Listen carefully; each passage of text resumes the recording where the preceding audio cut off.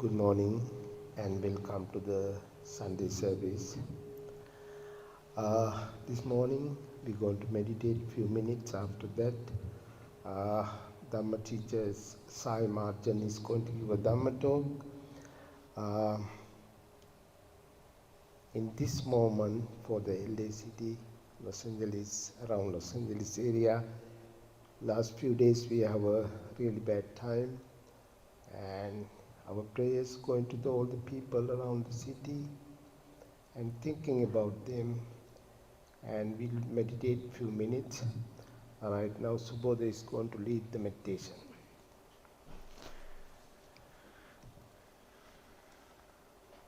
Let's get into a comfortable position. You can close your eyes, put one hand on top of the other. Take 3 deep breaths.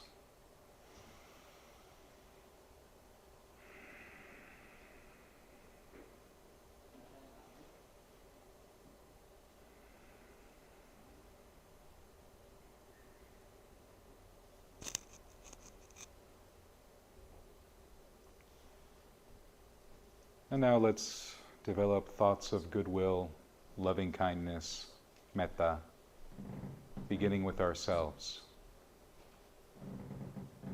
We might think, may I be happy, may I be peaceful, may I be free from stress and pain, free from suffering.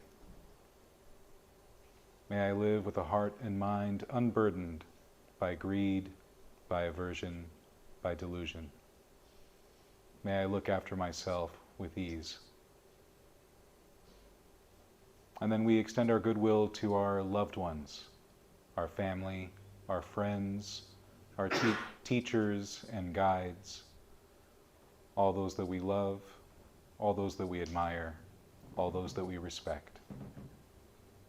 May they be happy, peaceful, free from stress and pain, free from suffering. May they live with hearts and minds unburdened by greed, by aversion, by delusion. May they look after themselves with ease. And then we extend our goodwill, our loving kindness to our acquaintances, those that we don't know so well. May they also be happy, peaceful, free from stress and pain, free from suffering. May they live with hearts and minds unburdened by greed, by aversion, by delusion. May they look after themselves with ease. And then we extend our goodwill, our loving kindness, even to those that we have difficulty getting along with, even those that we have difficulty respecting or admiring, even those that call us enemy. May they be happy, peaceful, free from stress and pain, free from suffering. May they live with hearts and minds unburdened by greed, by aversion, by delusion. May they look after themselves with ease. And also today, let us extend special goodwill, loving kindness to all those that are suffering right now, that have been affected by the recent and ongoing fires. And goodwill to those that are fighting those fires, and all those that are assisting those in need right now. May they be healthy, may they be safe, may they meet with success, may they find peace and well-being. And so now let us also extend our goodwill in all directions, to all sentient beings everywhere, in front of us, behind us, to the left and right of us, above and below, outward into infinity, to all sentient beings everywhere. May we all be happy. May we all be peaceful. May we all be free from stress and pain, free from suffering. May we all live with hearts and minds unburdened by greed, by aversion, by delusion. May we look after ourselves with ease. And so now, with our hearts and minds uplifted with the metta, the goodwill, the loving kindness that we have cultivated, let us turn our attention now to the breath. Ardent, alert, mindful, setting aside greed and distress with reference to the world. We bring our attention to the present moment and to the breath entering and exiting the body.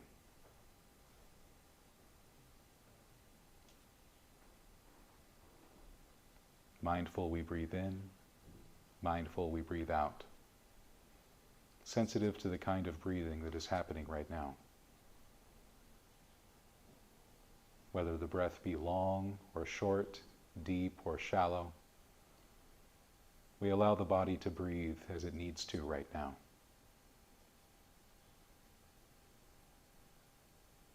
We focus the mind on the present moment, not letting it get distracted with thoughts of the past or thoughts of the future, nor fantasies or worries in regard to the present. Anytime the mind wanders, we bring it back to the breath. Letting the breath be our sole focus, our sole occupation. Mindfully breathing, being aware of the whole body breathing, as if the body is being bathed in the breath.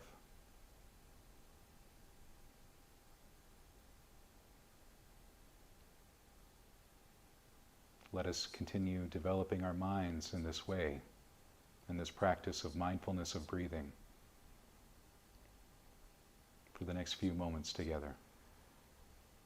Continue meditating like this until you hear the bell.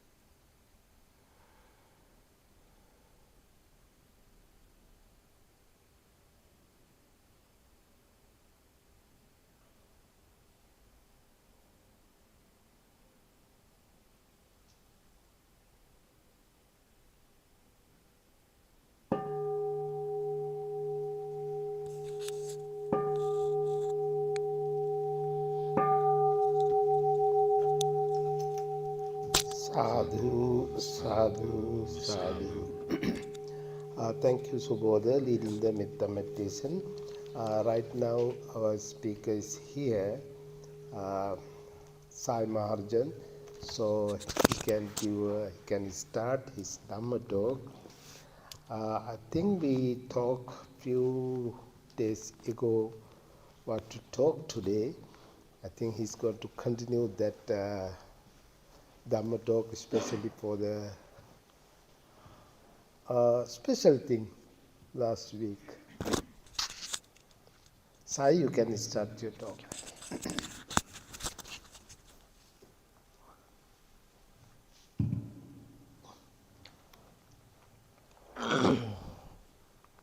Namo tassa bhagavato arahato samma sambuddhassa. Namo tassa bhagavato arahato samma sambuddhassa. Namo tassa bhagavato arahato samma sambuddhassa. Susukhang vata jivama verinesu averino verinesu manussesu Viharama averino. Venerable Santibante and their Dhamma friends. First of all, I want to wish all of you Happy New Year 2025. At the same time, I want to, like Bante mentioned, I saw Bante in my house on my daughter's birthday last week.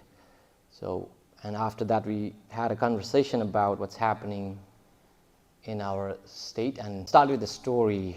It was about a mouse that used to live around a little hut where a meditation master lived there. And people believe that this meditation master has a supernatural power. So the mouse was living in around this little cottage. And one day the mouse was attacked by a cat, and the mouse was running for its life and ended up under the meditation master's, little meditation place. And the mouse surprisingly can talk. So he asked please save me because the cat is attacking. And the master gave him some power and turned him into a dog. So now he can go back and chase the cat away. Right now it's a dog, happy, but another day it was attacked by a bunch of wolves in the bush. So he came back and asked for the master for give me a little more power. And of course the master, having kindness, turned him into a tiger. Now the mouse turned into a dog, into a tiger who is very powerful. He went around the jungle, there was nothing could scare him. And very strong and very powerful. Finally, bored, the tiger came back to the meditation place. And he told the master, I have nothing to do now, and I'm bored, I'm going to kill you. Because I'm not threatened by anything else. And master said, okay, turn him into mouse again. So the story, as you can tell, it's a story. Someone thought about it. I want to connect that to humans. If we look around, we were those mouse sometime, and because of our effort and intelligence, we continue to become the most powerful species on the earth. And now we are acting as if we have no threat around us, and we act as if we own this place. And we forget that where we come from. We forget our root, right?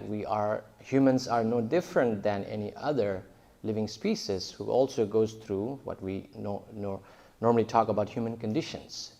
We grow old, we get sick, we are threatened, and the nature continues to scare us, but we forget our root. And when we forget our root, we can turn into at the bottom of the food chain. So it's a reminder, when these kind of events happen, it's a reminder that we do not own anything.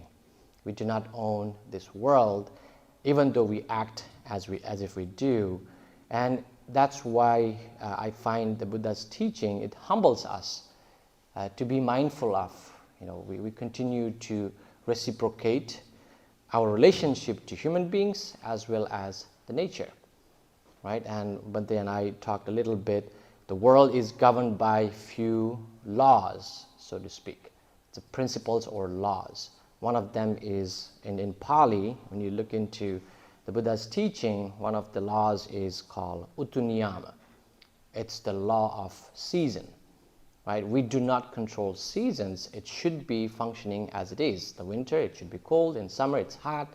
In the spring, it's different time. So the world has this principle called the season, and it will continue to evolve.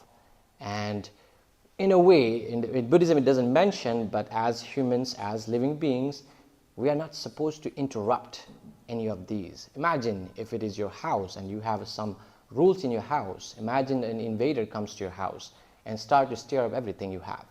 You have a breakfast routine, you have a lunch routine, you have a weekend plans. If you have these intruders and try to disrupt all those plans, you wouldn't be happy. You would do something to protect your atmosphere, to reestablish equilibrium in your house. In the same way, you can see that the nature will respond in certain ways. So there is this season, we will appreciate it, but we should not disrupt it too much, because that is how the world continues to evolve. And the other law that in Buddhism we talk about is Bija Niyama, which is the law of seeds, right? It's not up to humans. Yes, we have heard of genetic engineering in food and the plants, even among species now and the animals, right? We try to alter, we try to change, but we should know that those seeds are governed by its own principles. Just like the sun, the water, when it hits, there is a tree, a plant. It's not up to humans to decide. So that has its own principle. And it goes in a little more detail, but just to keep it on the surface level, there is a law of seeds. That's just like a humans. How humans are born, how animals are born, there is its own principle. And there is another part called Dhamma Niyama. Dhamma Niyama it's a little larger. If you think of the universe, if you think of the mountains, the river, the ocean, they are governed by its own ecosystem. And it has to continue, and I don't know much about it, but they have its own way of doing, right? The rain, the dryness, so it has its own principle. And it should not be interrupted too much. If you do, then you will see those changes, right? And in Buddha's story, there are times, this is, again, it's a mythical story, and the Buddha gave this long description about human used to have a very short lifespan. They lived only 10 years. And because of that shortness of lifespan, somebody thought about practicing or becoming more righteous. And that led to longer lifespan. And whatever we know now, like 80, 90 years of life expectancy, it has to do with how we have interacted with each other. So if we start to harvest more hatred, more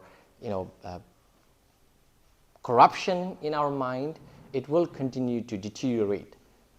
I agree that it's not going to happen overnight, but it will take some time, and you will see that decline in humans' life capacity, life expectancy, right? And it goes up and down, and it has to do with collective effort. It's not like one man's deed. And if that was the case, if Buddha could have changed the whole world, and we've talked about it, Buddha could not. He could only give the direction. And so is the truth about all the religious teachers. I know a few of them.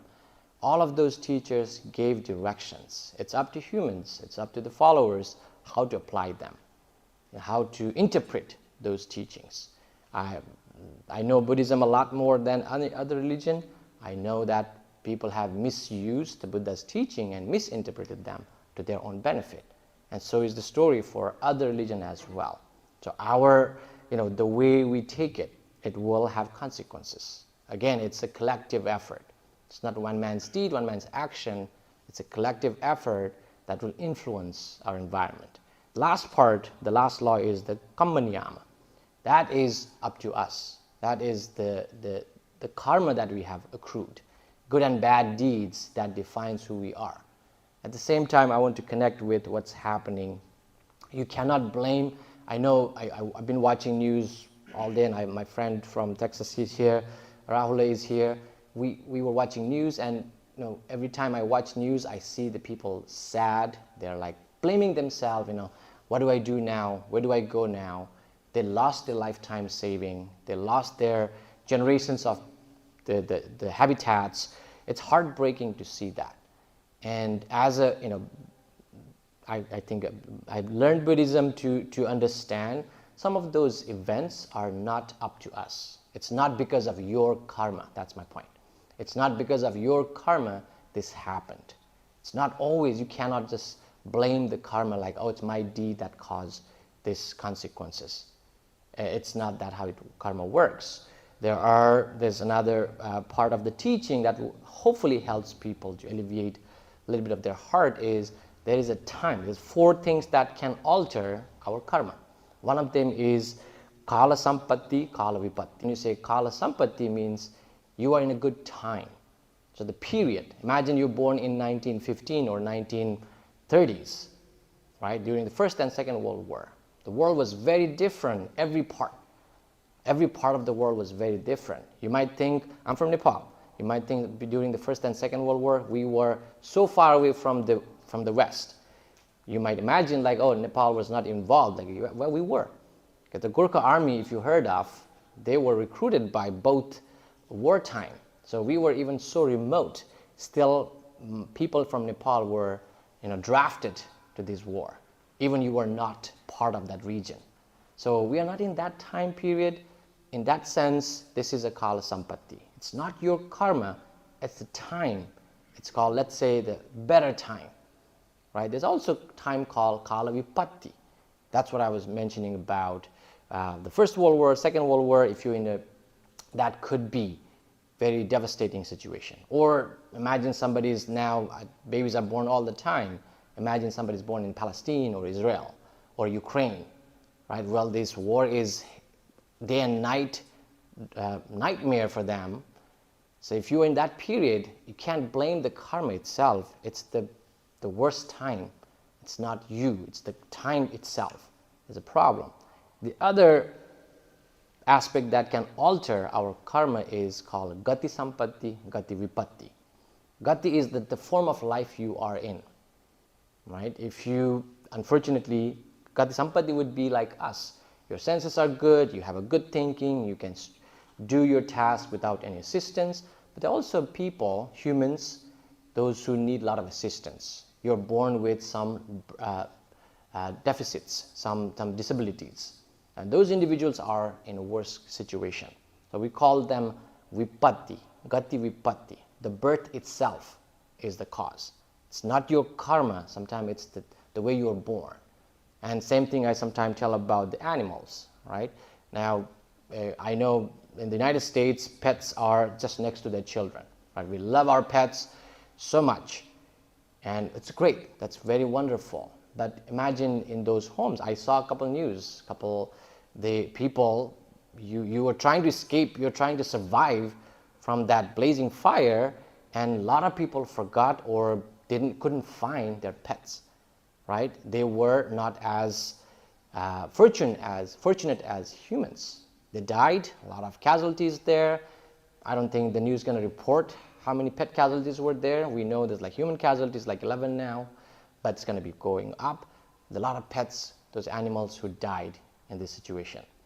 So that if they had a very wonderful life a week ago and died in this very extreme pain and unfortunate way, it's not because of their karma. So you can't blame the karma, it's the gati vipatti. They're not humans. The form itself didn't allow them to protect or save from this danger. So that's where we see gati sampatti and vipatti. And the other one is payoga sampatti, payoga vipatti. And before that, I'll tell you upadi sampatti and upadi vipatti. Upadi is your look. Some people are better look, better fitness than the others. Now, if you have that, sometimes it's not because of karma. It could be your own effort that led to maintain your good appearance. So you cannot blame the karma for your look. It's sometimes it's like individual effort that can change how it is, how your life defines. I want to focus on the last one is payoga sampatti and payoga vipatti. Now, this is a very isolated incident. Last night I saw this news, a person who made a lot of effort to protect his house. So it's the middle of the fire, he was spraying water all around. And please, I'm not a media person or I'm not an expert of wildfire, but he was diligently trying to protect his habitat, spraying water when he saw from the distance, and it was an NBC News. They were covering the special episode on this. The guy was able to protect his house. His house was not burned, and the rest around the neighborhood was burned. But I'm not saying that we should be doing that, but also I'm questioning, should the government has a little better plan than just evacuating, right? We saw that the fire started in a very small area. What if we as a community learn to tackle them even before it comes to the point that you have to evacuate the whole city? So again, I'm not a policy writer, I'm not wildfire expert, but it started with a small spark, right? It ate up only in the Palisades about like 10,000 structures. That's a lot. So we might have a different approach to it, and that's the question now. There's a lot of questions flying. The effort can change. It's not the karma always. Effort can change quite a bit. And when you don't have that, of course, the opposite could happen as well. So that's where I want to, just share this idea, share this knowledge from the Buddha's teaching. It's not always karma is the culprit. Sometimes we have to think about other factors that contribute to these kind of events. And I want to close up with a very important part that I mentioned in the Susukang Vata Jiwama Verinesu Averino. This was, I wrote my vow for my wedding. So it's from my wedding vow. I wrote that among the haters, I want to live with loving kindness. Among the effortless people, I want to live with effort. So it's a long script I wrote, and that's from the Dhammapada. If you look there, it says, may I be able to live in peace among the haters because I practice hatelessness, right? Now this goes beyond just sitting down and closing your eyes and practicing loving kindness. It goes way above and beyond. And this is the time for us. I know people will watch this, you're here. I hope you will share this with your friends and families. Loving kindness is, sitting down is only a part of it.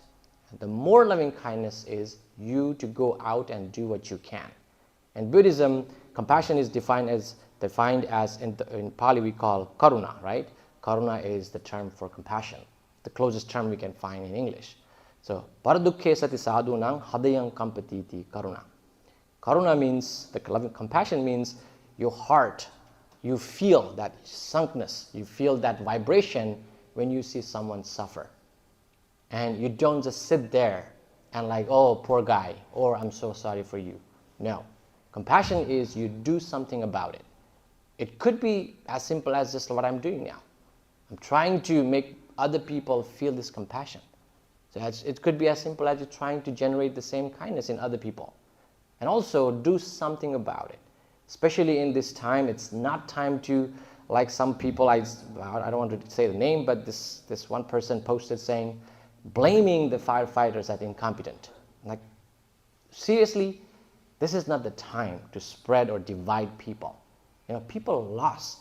There are like millions of people are without power, they're evacuated, they don't know what to do. They're like beating their head on the walls, like not knowing what to do next. This is not the time to politicize, people's suffering.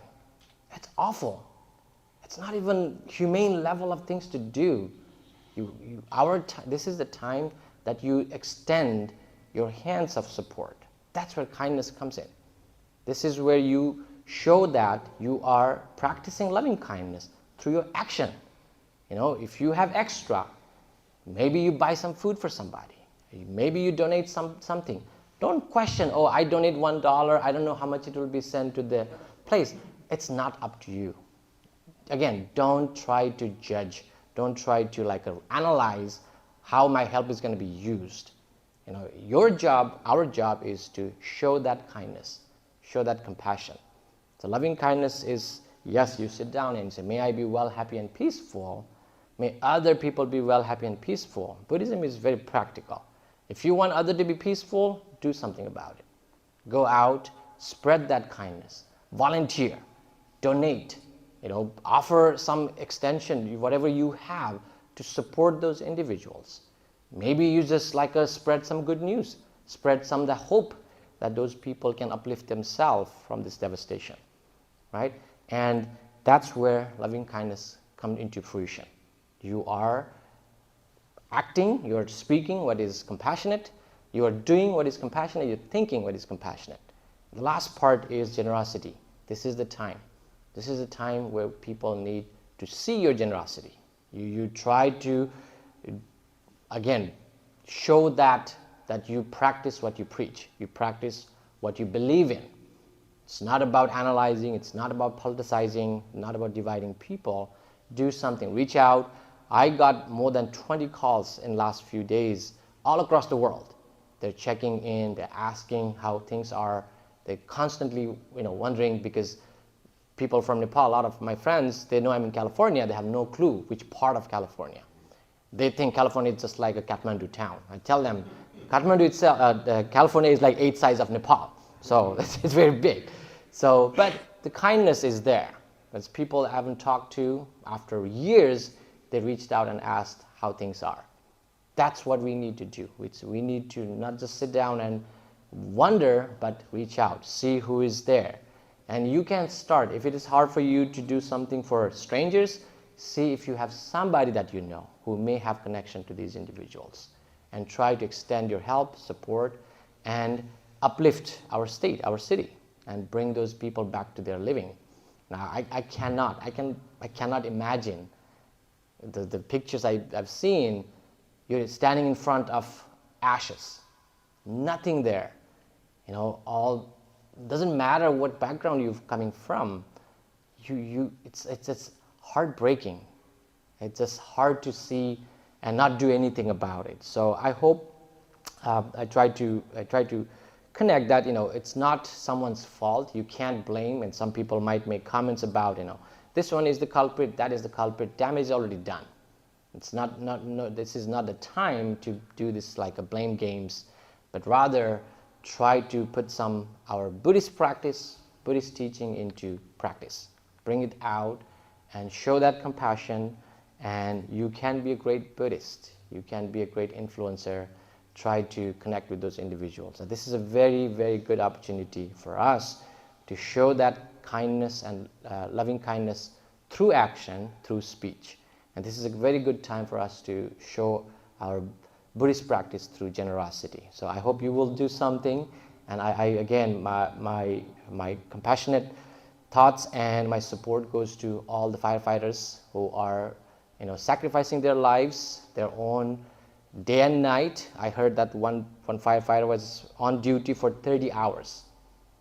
I can't even be on duty for 9 hours. I'll be sleepy. These people are on duty for 30 hours. They were on call again.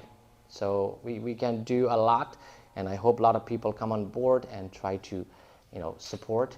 And whatever religion you follow, doesn't matter whether you're Buddhist or not, be human. Show that you have humane quality in you, and try to uplift in this difficult time, and continue to do practice your spirituality, practice your religion through practice, through action, rather than just words. So thank you so much.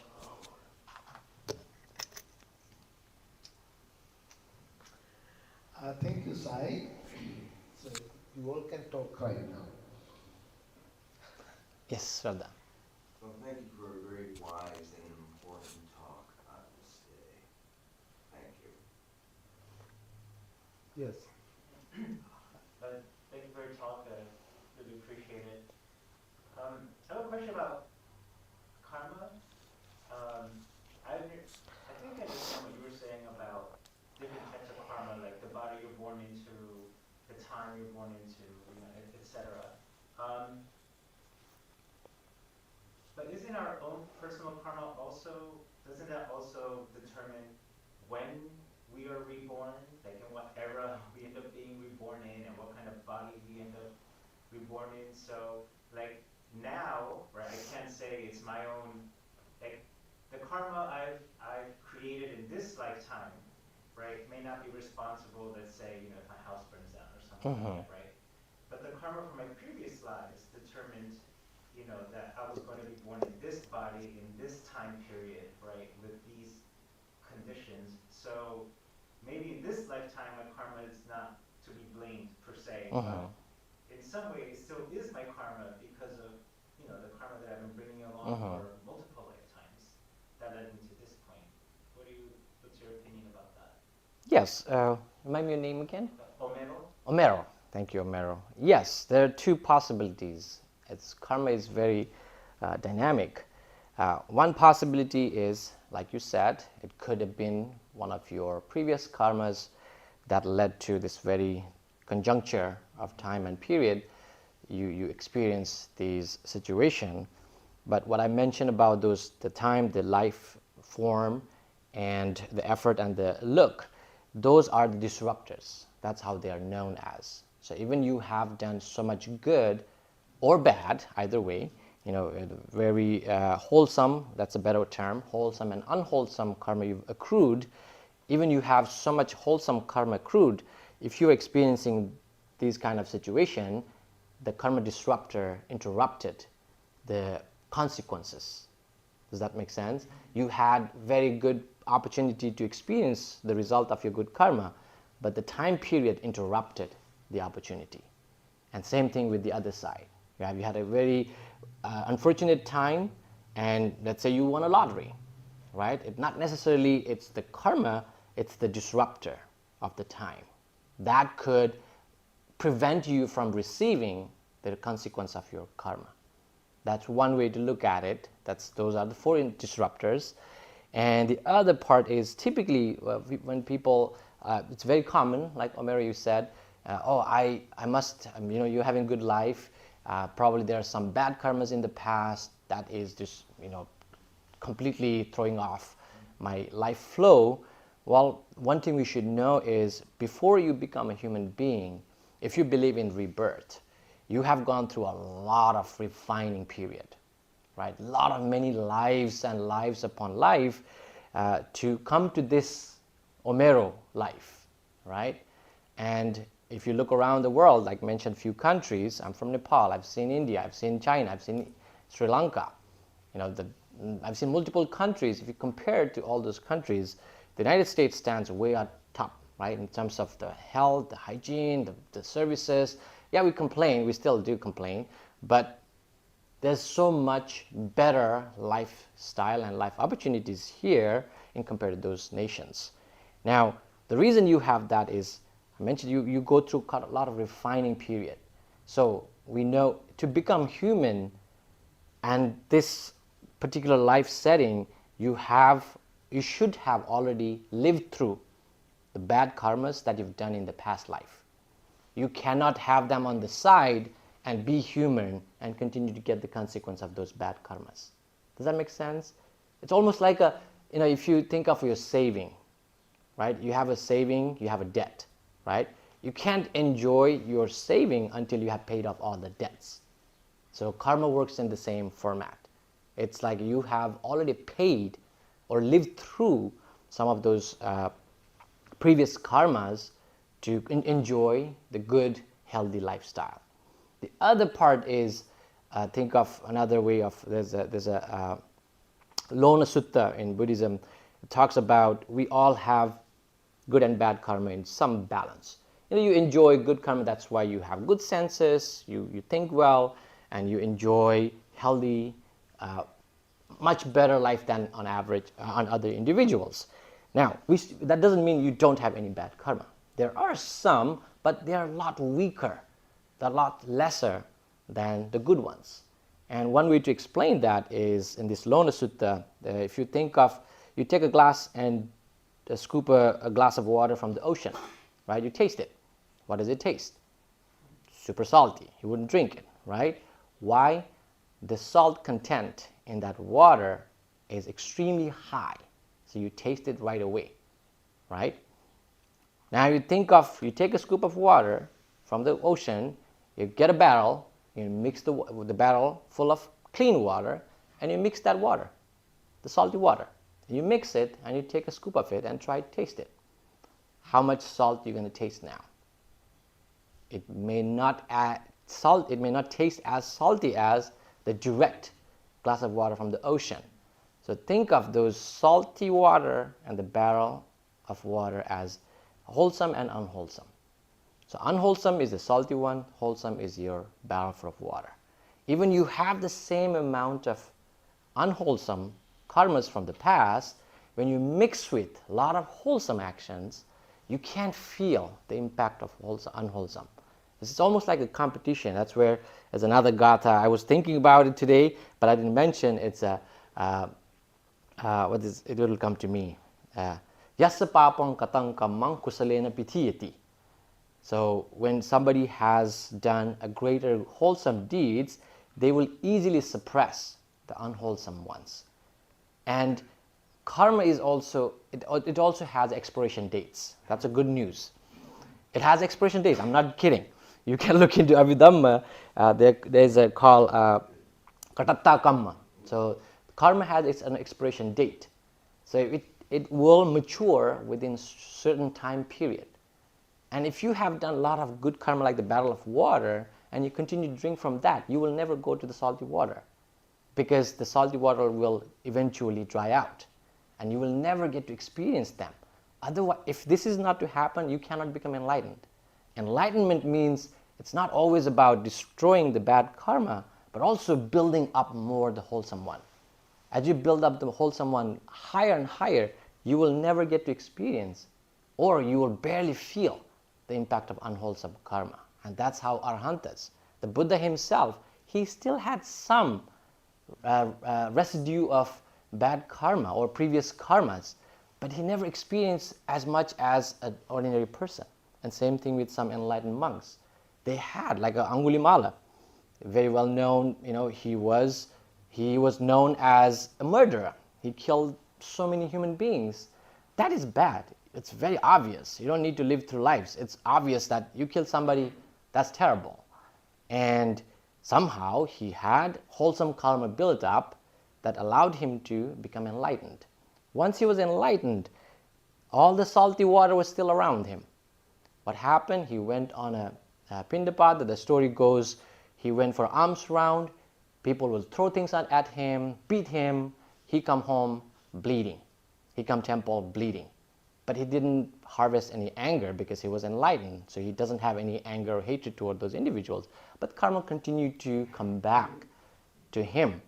What happens after enlightenment dies? Enlightened one dies. He still have a lot of negative, the salty water. Well, it will disappear. That's the story. It has expiration date. So in long run, yes, we all have those. That's why we are reminded frequently. Yes, don't worry about the bad karma you may have or you might have.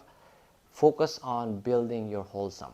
As long as you fill that barrel of clean water higher, don't worry about the salty part. It will dissolve and you will never feel it. And as time goes on, after so many months or days or years or lives, those will just dry out. So it's a lot more in karma, but I hope I was able to address your question. Thank you. Yes. Also, I like to think about how wise the Buddha was, and not only is there karma, he also believed in weather and genetics. Yes. That made you who you are. Yes. So it's not just, it's all that interconnection of everything. Yes. And that's what I like to think about. Yes. Yeah, that's what I. Me all the time. No. Well, that's what I told the story about the mouse and the master, because even the Buddha was enlightened. All the stories. If you clean up all the myths and mythology around the Buddha, he was another human being who achieved certain peace. Right? That's what Buddha's seeking. Unfortunately, a lot of people forget that you are fallible. You are a human being. you are subject to all these conditions. And that's why you hear not just somebody calling firefighters incompetent, but people around them continue to make these kind of comments. And think of like all the discrimination, racism, all the mistreatment toward other human beings. Sometimes I can go on and on. Sometimes it makes me think like we are worse than animals in compared to those situations. If you look at the flock of birds or penguins, I watch National Geographic. I watch this planet. They're like millions. Nobody's discriminated. They're living peacefully, whatever they could. Yeah, there's prayers coming around. You see a pack of wolves, a pack of hyenas. They're fine. They're taking care of each other. They would rather sacrifice themselves to protect their kinds. And here we are, as humans. We just discriminate because your skin is different color than mine, or you're a different part of the country than I am. That's like we're not even at that level. And that's where there's a Sanskrit saying, you might like it, ahara nidra bhayamaitunancha samanimetat pasubir narana. So for humans and for other animals, food, sleep, fear, and sex is just the same about. It's pretty much the same, right? Food, sex, fear, and sleep. We all care for, we all live for, right? Samani metat pasubir narana. Samani dharmo indetang adiko visesa. What makes us unique is that ethical fear and shame, right? That's in Pali we call hiri-ottappa. So the one is hiri means the shame to do wrong deeds, shame to say wrong things. And bhaya means fear to engage in misconduct. So those two things, dharmo metang madiko visesa, dharmena hina pasubir samana. If we don't have that ethics, we're no different than animals. So be very careful. There's a fine line that you don't want to cross. If you did, then yeah, we are not any different than four-legged beings.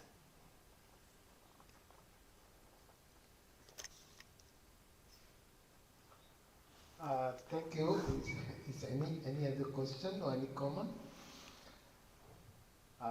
It looks like no any question or any comment. Anyway, we can talk after the service also with Sai if you have any question. So right now we're going to chant page 4 and page 10.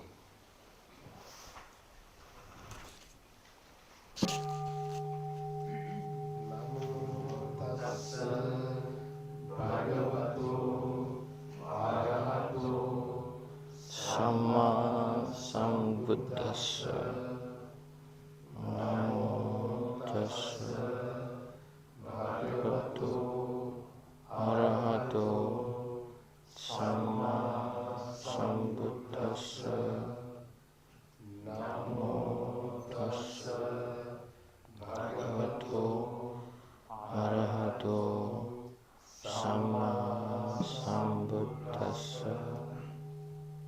Buddhang saranam gacchami, Dhammam saranam gacchami, Sangham saranam gacchami. Sentient beings are numberless. I vow to save them all. Living animals are inexhaustible. I vow to end them all. Dharma gates are limitless. I vow to study them all. Buddha's way is supreme. I vow to attain it. May suffering ones be suffering free, and the fear-struck fearless be. May the grieving shed all grief, and the sick find health relief.